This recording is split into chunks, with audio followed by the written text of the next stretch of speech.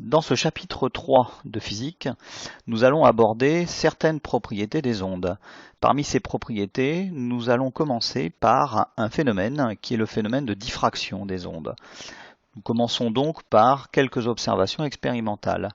Et donc nous allons regarder ce qu'il se passe lorsque des ondes rectilignes sinusoïdales créées à la surface de l'eau arrivent à proximité d'une petite ouverture. Nous allons essayer d'identifier les différents éléments de cette expérience. Le dessin que vous voyez là, ici, représente une cuve à ondes en vue de dessus. Cette cuve à ondes montre donc que l'onde se déplace de cette zone-là vers cette zone-là. Lorsque l'onde arrive au niveau de l'ouverture, on voit très nettement les vagues parallèles entre elles, ce qui montre un déplacement de l'onde dans une seule direction, qui est cette direction-là. Une fois que l'onde arrive au niveau de la petite ouverture, située ici, on observe à ce moment-là une déformation de l'onde. Cette déformation montre des fronts qui présentent une forme circulaire. Il semble donc qu'à l'issue de cette ouverture, l'onde se déplace dans de multiples directions alors qu'elle se déplaçait dans une seule direction avant.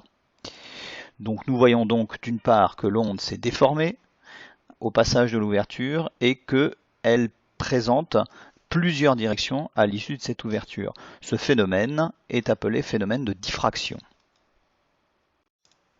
Nous allons maintenant observer avec un peu plus de détails ce phénomène, toujours avec une cuve à ondes en vue de dessus, mais pour laquelle on va regarder un petit peu ce qui se passe lorsque la taille de l'ouverture change. Nous allons l'observer tout de suite. Et donc ici, après avoir fait une pause, nous pouvons y distinguer un certain nombre d'informations. La première, voilà les extrémités de l'ouverture. L'onde sur cette vidéo se déplace du haut vers le bas sur la vidéo, donc dans ce sens-là. On voit qu'il s'agit à nouveau d'ondes rectilignes sous forme de vagues parallèles les unes aux autres. L'onde se déplace donc dans une seule direction, qui est celle-ci, et donc maintenant, sur la vidéo, la taille de l'ouverture va se réduire. Nous observons à ce moment-là, dans un premier temps, que lorsque l'ouverture est relativement large encore par rapport à la longueur qui sépare chacune des vagues, eh bien l'onde n'est pas déformée au passage par cette ouverture. Elle conserve son aspect sous forme de vague parallèle, avec donc un déplacement dans une seule direction. Il n'y a donc pas eu phénomène de diffraction. En revanche, nous pouvons dire que l'onde a été simplement diaphragmée.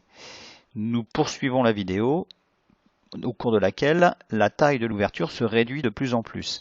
Et donc nous voyons qu'à partir d'une certaine taille, eh bien, le phénomène de diffraction commence à être apparent, puisque là, cette fois, dans cette zone-là, nous voyons à nouveau des ondes prendre une forme circulaire, ce qui montre à ce moment-là que l'onde se déplace dans de multiples directions. Il est même possible que des vagues atteignent l'arrière ici de l'ouverture, alors que initialement la direction était rectiligne. Donc ce phénomène montre en plus l'importance de la taille de l'ouverture.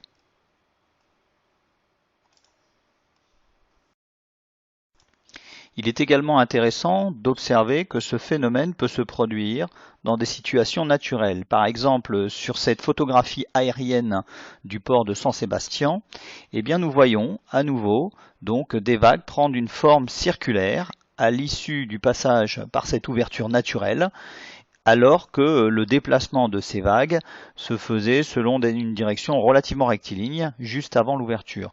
C'est un peu moins net que sur la cuve à ondes, mais on voit en revanche très nettement à la sortie de l'ouverture les vagues se déplacer sous forme d'ondes circulaires. Dans le petit a observation expérimentale petit a, nous venions d'observer des ondes mécaniques qui correspondaient à des vagues. Donc nous allons voir également sur un schéma qu'il est possible d'observer ce phénomène avec des ondes ultrasonores.